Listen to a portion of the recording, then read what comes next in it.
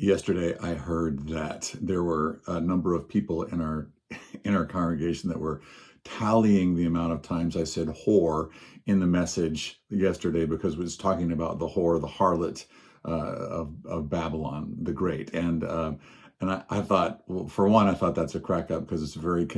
consistent with our church's DNA and our the joking and those different kind of things. But I think one of the things that's important to mention here is that the reason why John uses this, and I used whore because it's offensive, it's a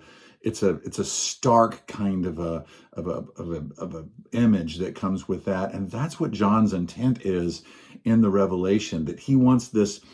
offensive kind of thing. He wants us to delineate between darkness and light. He wants us to good and bad, God and everything else. He wants to delineate, and he wants us to be able to see things and to preserve some degree of repulsiveness of everything that comes from the dragon, so that we are not lured, so that we're not so sucked in, so that we're not so susceptible. Because John knows, God knows, that we are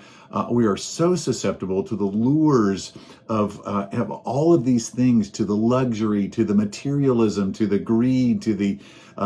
injustice. He knows that all of these things actually come really naturally to human beings, and the enemy can manipulate us so easily on the basis of that. And so creating a degree of contrast, of polarity, so that we see this stuff for what it is, instead of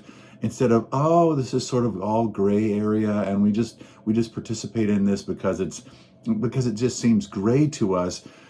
This image is intended to kind of hit us in the face so that we say, oh, wait a minute, that's of the whore, that's of the harlot, that's of the prostitute. I don't want to prostitute my life for the values of the world, for the values of the enemy, for the values of the way that the dragon is manipulating our culture, our lives in so many different ways, through marketing, through all of these different things, through all this propaganda. Rome's got propaganda, we've got propaganda, and John is drawing this